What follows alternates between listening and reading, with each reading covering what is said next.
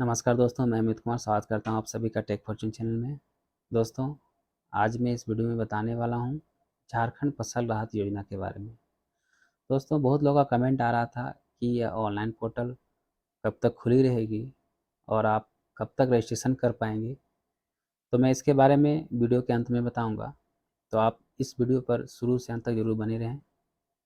सबसे पहले मैं इस योजना का कुछ साइलेंट फीचर्स के बारे में बताऊँगा। जैसे अगर आपका फसल 30% से 50% के अंदर लॉस हुआ है तो सरकार के द्वारा आपको 3,000 प्रति एकड़ के हिसाब से कुल 5 एकड़ ज़मीन का मुआवजा राशि मिलेगा। और अगर आपका 50% से अधिक फसल लॉस हुआ है तो 4,000 प्रति एकड़ के हिसाब से कुल 5 एकड़ ज़मीन का मुआवजा राशि दी जाएगी। दोस्तों, इसमें कुछ किसानों का कंडीशन है कि कैसे किसान इस पे रजिस्ट्रेशन कर सकते हैं।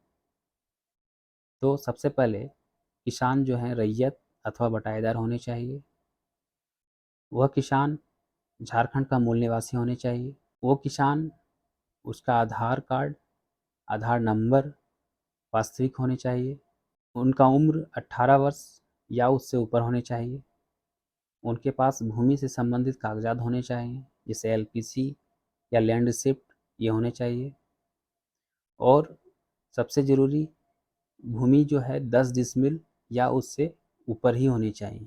इसमें कुछ डॉक्यूमेंट्स रिक्वायर है जो आप सभी किसानों के पास होने चाहिए, जैसे Aadhaar card, mobile number, bank details और भूमि से संबंधित कुछ कागजात। आपका आधार जो है सही सही होनी चाहिए।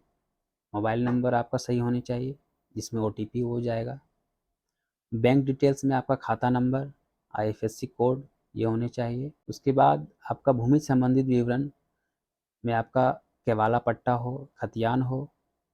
उसके अलावा एलपीसी जो लैंड पोजीशन सर्टिफिकेट होता है, उसके बाद लैंड रिसिप्ट जो रसीद होता है, वंशावली, घोषणा पत्र जो वार्ड मेंबर अथवा मुखिया द्वारा प्रमाणित हो। उसके बाद दोस्तों, इसमें कुछ स्टेप हैं जो आपने रजिस्ट्रेशन जब करवाया है तो यह किस लेवल तक ये पूरा होता है, जिसके कारण आपका फॉर्म जो है अप्रूव हो जाता है, उसको जानेंगे। तो इसके 3 स्टेप हैं। सबसे पहले रजिस्ट्रेशन, उसके बाद एप्लीकेशन, उसके बाद वेरिफिकेशन। तो सबसे पहले आपको रजिस्ट्रेशन करना होता है इसमें, जिसमें कि आपका आधार में जिस तरह का नाम है वो डालना होता है, आधार नंबर डालना होता है, मोबाइल नंबर, उसके बाद पिता पति का नाम, ये सब डाल करके आप जब रजिस्ट्रेशन करते हैं और वो सक्सेसफुली हो जाता है तो वो आपका रजिस्ट्रेशन हुआ। उसके बाद आता है एप्लीकेशन।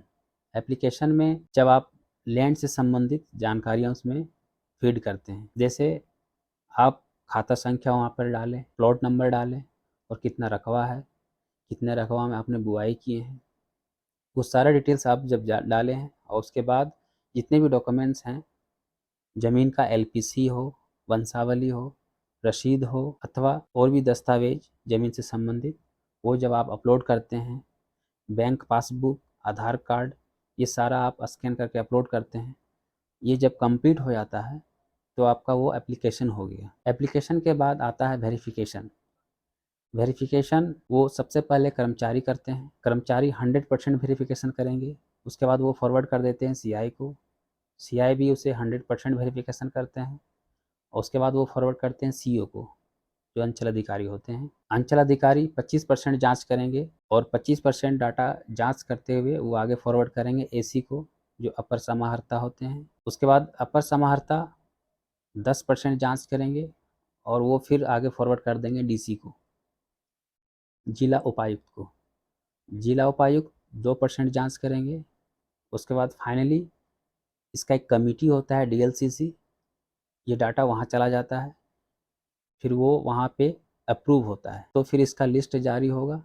उसके बाद जो किसान आपने रजिस्ट्रेशन करवाया है, उनका जिस तरह का ज़मीन जितना लॉस हुआ है फसल का, वो आपके खाते में डीबीटी के माध्यम से राशि मुहैया की जाती है।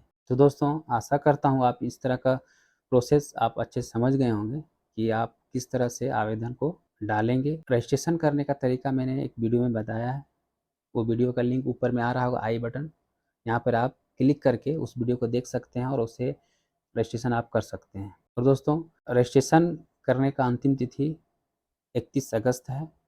आप 31 अगस्त तक रजिस्ट्रेशन कर सकते हैं। और दोस्तों, इसमें एक जानकारी आपको मैं देना चाहूँगा। बहुत लोग रजिस्ट्रेशन करते हैं, तो अगर आपका ज़मीन 18 एकड़ ज़मीन है और आपके हिस्सेदार में और भी लोग हैं, जैसे आपके दादाजी के नाम से 18 एकड़ ज़मीन है और आपने फॉर्म भरा और उसमें 18 एकड़ लिख दिया, तो आपका वो वैलिड नहीं होगा।